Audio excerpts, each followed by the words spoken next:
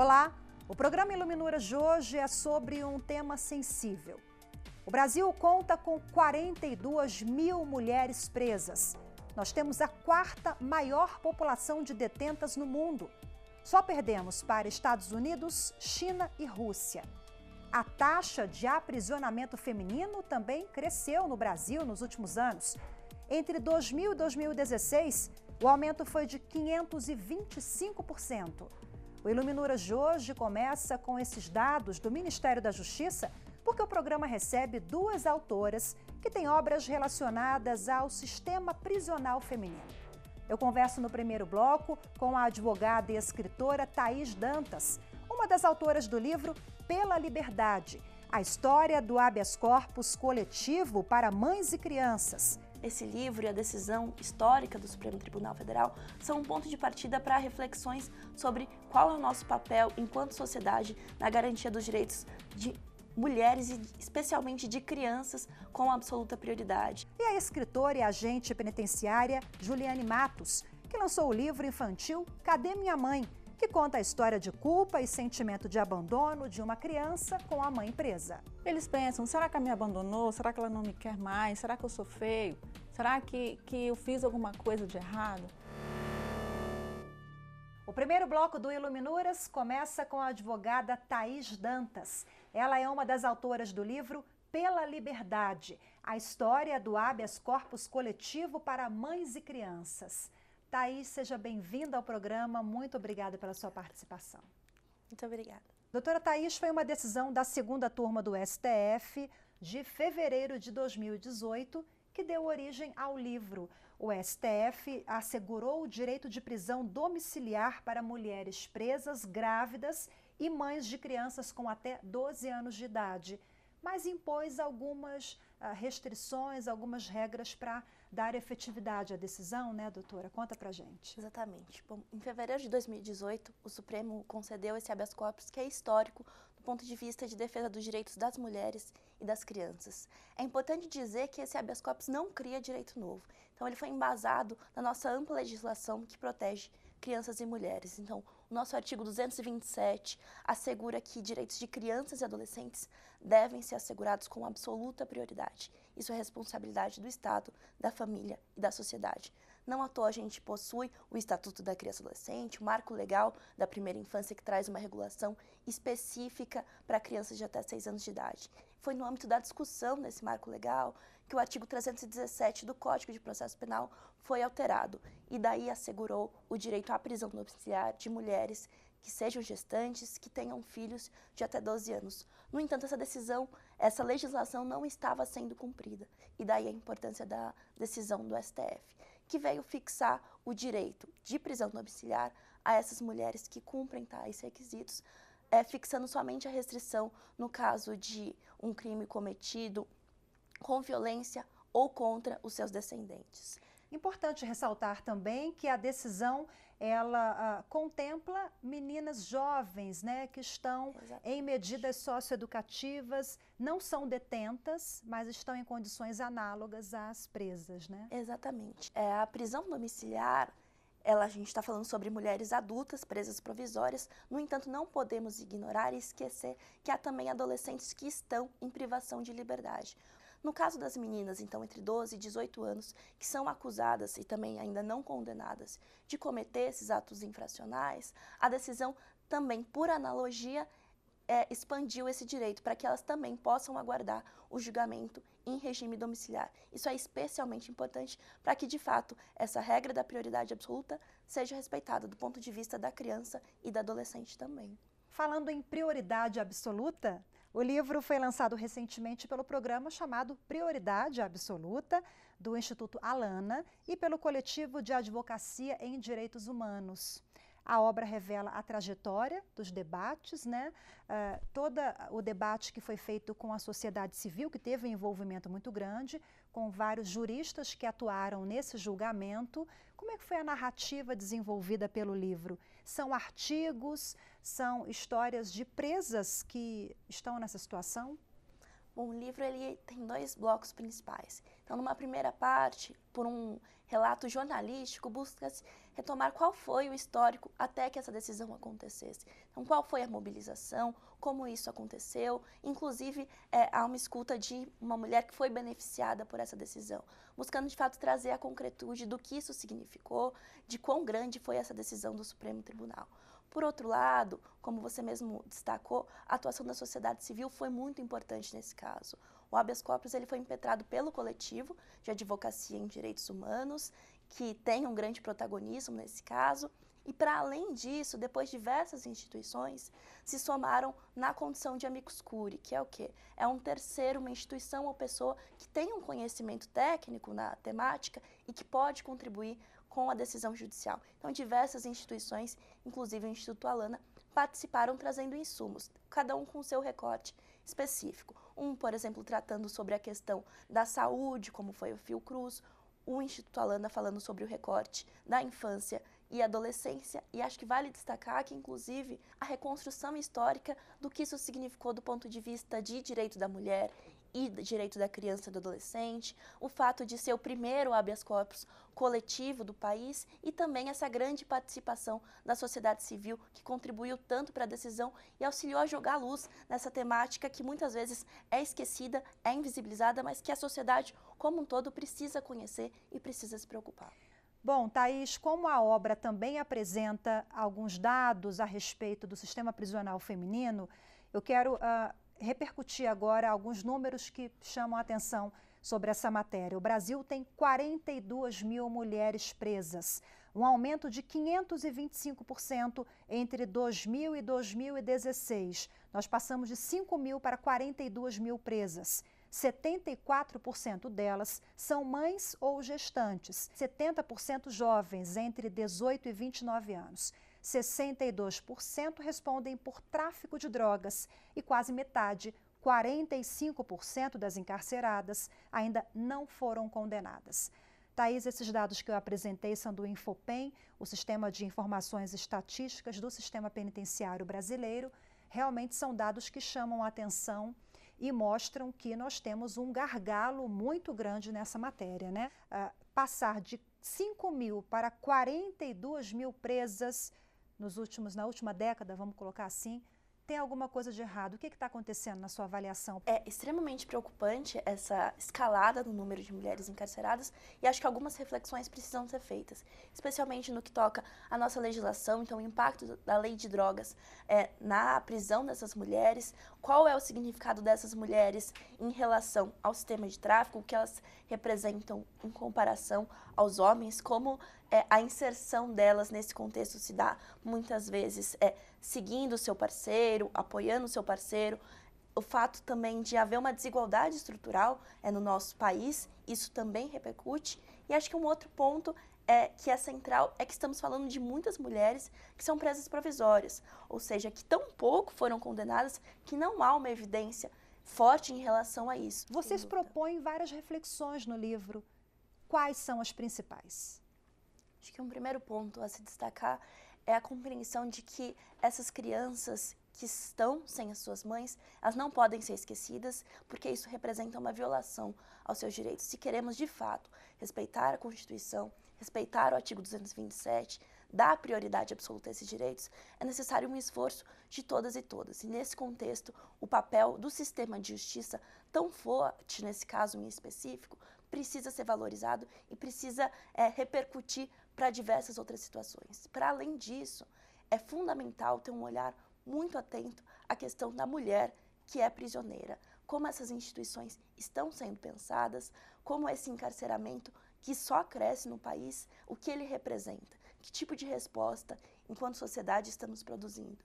Acho que um grande avanço, e que esse caso trouxe, e que isso está muito presente no livro, é perceber que o direito da criança e da mulher, eles não são contrapostos. Muito pelo contrário. Se você quer garantir o direito de uma criança, você precisa apoiar a família e, nesse caso em específico, você precisa apoiar a mulher, inclusive se ela é acusada de cometer um crime. Então, como a gente pode assegurar a convivência familiar nesse contexto e assim fortalecer essa mulher e essa criança ao mesmo tempo? Então, talvez a redução desses números perpasse por essas diversas reflexões, que considere a legislação que temos hoje vigente, em que medida ela é efetiva ou não, qual é o cenário em relação ao encarceramento provisório e, para além disso, uma abordagem que seja interseccional, que considere como as desigualdades se refletem nisso, seja a desigualdade relacionada a gênero, à idade, à raça. São diversos fatores que, em alguma medida, contribuem muito para a escalada do encarceramento. Só com isso a gente consegue começar a pensar numa resposta que, de fato, é efetiva, é garantidora de direitos e que pode contribuir para a ressocialização dessas mulheres. Thaís, o cárcere também tem uma estrutura masculinizada, né, que não foi pensada para as mulheres, que dirá para os filhos dessas mães presas, né? Sobre esse assunto eu vou pedir licença agora e vamos acompanhar um depoimento da escritora Nana Queiroz. Ela lançou recentemente um livro chamado Presos que Menstruam e fala sobre essa questão. Vamos ver. Nos 5 anos que eu passei pesquisando e escrevendo esse livro, eu pude constatar que as mulheres no sistema carcerário passam por um problema, por uma situação ainda pior do que a masculina, né? Porque além da superlotação e da violência típica dos presídios masculinos, as mulheres lidam com o fato de que o poder público simplesmente ignora o fato de que elas são mulheres. Eu tive relatos de mulheres que, por não receber absorventes, por exemplo, tinham que usar miolo de pão como OB.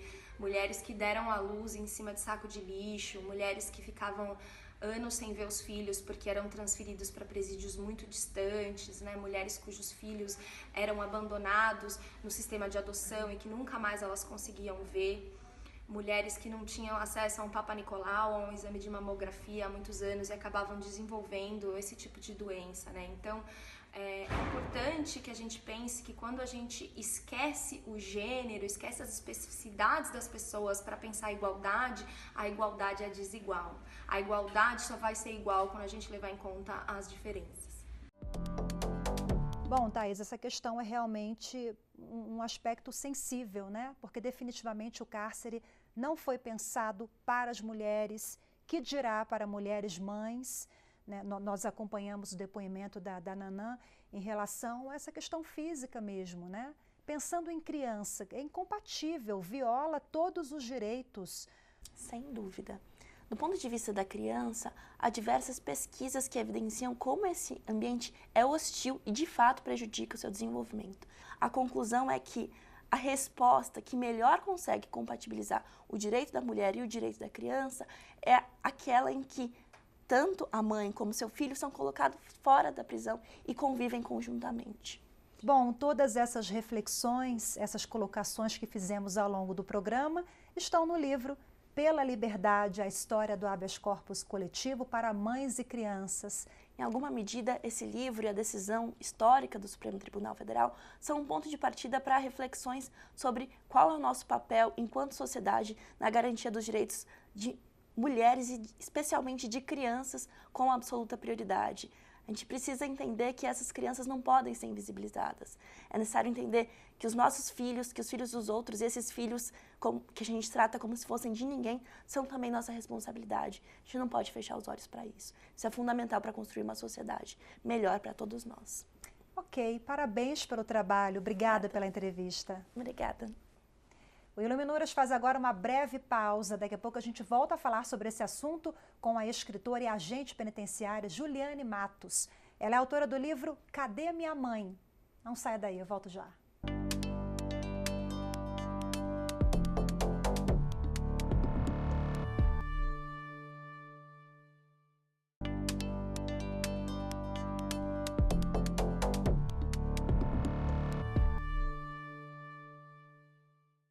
Estamos de volta com o programa Iluminuras, que hoje apresenta obras relacionadas ao encarceramento feminino. Ao meu lado, neste segundo bloco, está a agente penitenciária e escritora Juliane Matos. Muito obrigada pela presença em primeiro lugar. Olá, Rafaela, eu que agradeço a Iluminuras pelo convite.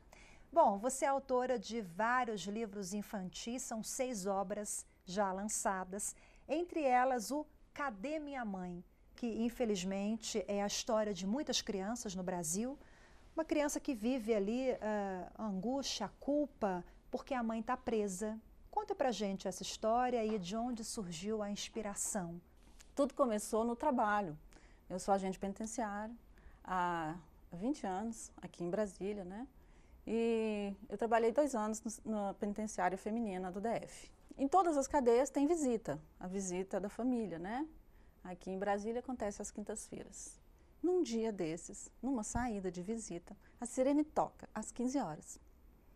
E uma menininha agarrada numa cerca que faz uma divisão do pátio, desesperadamente, chorando pela mãe. Eu quero a minha mãe, deixa eu ficar com a minha mãe, agarrada ali, num choro muito desesperador. Eu guardei aquela cena no meu coração. Então eu estava na Bienal, na primeira Bienal de Brasília, e tem um autor muito famoso aqui em Brasília, ele é de São Paulo, ele se chama Jonas Ribeiro. E eu fui me apresentar para ele, mostrei meu livro. Meu primeiro livro, A Menina Derretida, ele folheou, folha por folha, saboreou A Menina Derretida, que é uma menina que chora, por tudo ela chora. Quando ele fechou, ele disse psicanálise pura. Eu falei assim, agora eu queria que você adivinhasse o que eu faço para viver. Né? Ele olhou para mim, né? Porque quando a pessoa olha para um agente, ela imagina que vai ver uma pessoa muito truculenta, uma pessoa muito estranha. E vê uma pessoa linda, maravilhosa, assim como simpática. Super simpática, tagarela. E eu falei, eu sou agente penitenciário há 15 anos. E ele falou assim, por que você não escreve sobre isso? E eu disse, ai, meu querido, as pessoas querem saber, quem é que quer saber de história triste? Mas eu guardei aquilo no meu coração. E sabe, Rafaela, uma coisa muito interessante que eu gostaria de partilhar aqui com Iluminuras, é que eu acredito realmente que o livro tem vida própria. O livro me escolheu para trazer esse tema à tona. Você não tem tabu quando você escreve para crianças, né? Foi assim no Cadê Minha Mãe? Sim, não tenho. Meu marido até acha graça, porque ele diz que às vezes eu falo com as crianças como se eu estivesse falando com um adulto, né? Eu falo, mas elas estão entendendo. Eu sou agente penitenciário, visito escolas, eu leio esse livro, eu li esse livro já para as escolas. Ele é muito recente, né? Ele foi lançado primeiro, sabe, Rafaela? No Congresso Internacional de Policiais na Holanda. Que bacana! Sim, foi para lá. E em seguida eu fiz o lançamento no Seminário Internacional Infância e Paz. Fez o lançamento também, só um adendo, recentemente, em maio, agora numa penitenciária em Brasília. Isso! Para detentas. Para detentas. Fazia parte do projeto, né, fazer esse evento lá. Então, para cada detenta, nós distribuímos um livro para as detentas que estavam presentes. Todas quiseram um autógrafo. Todas. Foi muito emocionante. Tem uma amiga que me acompanha e ela foi junto, né? Ela é pedagoga e terapeuta familiar. E ela fez uma dinâmica muito bonita com as internas, chamado Fio Invisível do Coração. Ela levou uns coraçõezinhos para cada uma e tinha um fio. E ela falou assim, olha, vocês estão ligados aos seus filhos, mesmo que seja por esse fio invisível. Então, mande os seus desejos positivos que ele vai chegar, esses desejos vão chegar lá nessas crianças, nos seus filhos, né? Foi muito emocionante. Tem um autor chamado Rafael Posada que fez um estudo muito interessante sobre a situação de vulnerabilidade, a situação econômica de vulnerabilidade dessas crianças. Então a população em geral já é a maioria chefiada por mulheres e a população do cárcere também. Né? Essas crianças, a maioria não tem os pais, não tem o pai e tem a mãe. Então ela já está economicamente privada de tudo isso. Então, quando a mãe vai presa, que é o sustento, ela fica mais vulnerável ainda economicamente. E segundo o estudo que ele fez uma pesquisa interessante, cerca de 34% dessas crianças são cuidadas pelas avós. E a questão da vulnerabilidade dessas crianças também na área emocional? A criança, ela não está entendendo o que está acontecendo. O livro coloca muito bem essa questão. Porque a mãe vai presa, é o que acontece. Ela está ali, ela vai presa naquela situação, não importa qual, mas ela não volta para casa. E a criança está naquele meio. Sem saber, às vezes, sem entender. O que eu fiz? Ela não está entendendo nada. E daí ela é pega, ela é tirada do lar e colocada na casa de outra pessoa. que também ela não está preparada para ir e também essa outra pessoa não está preparada para receber. Eles pensam, será que ela me abandonou? Será que ela não me quer mais? Será que eu sou feio? Será que eu fiz alguma coisa de errado? As crianças têm esses pensamentos mesmo. E aí, no livro, essa primeira parte do livro, ela foi pensada dramaticamente para ser uma parte mais escura, uma parte onde o drama e o conflito interno dele vão sendo trabalhados. Então, ele chega à conclusão, a vovó fala com ele que a mãe foi presa porque ela fez algo muito errado. E ele vai trabalhando, ele vai descobrindo que não é culpa dele, né? Mas nós temos que verbalizar isso para as crianças. E é aí que uma literatura entra. Não raro, sabe, Rafaela? As pessoas que estão lendo esse livro, as pessoas adultas de uma classe econômica melhor, elas comparam a vida penosa dessas crianças com a vida maravilhosa dos seus filhos. Né? Mas o livro não termina triste. As suas obras têm sempre essa característica, né? Superação, uma mensagem positiva. É assim também mesmo com a história dramática desse garotinho que tem a mãe presa? Não termina triste. Eu tenho uma amiga, Maurícia Lopes, que ela costuma dizer, e eu adotei isso para a minha vida, nós temos que ter sonhos. Você inventa um sonho, se você concluir, inventa outro, para a gente ter motivo para acordar de dia. Então, eu como autora de literatura infantil, eu vejo essa oportunidade de também dar sonhos para essas crianças.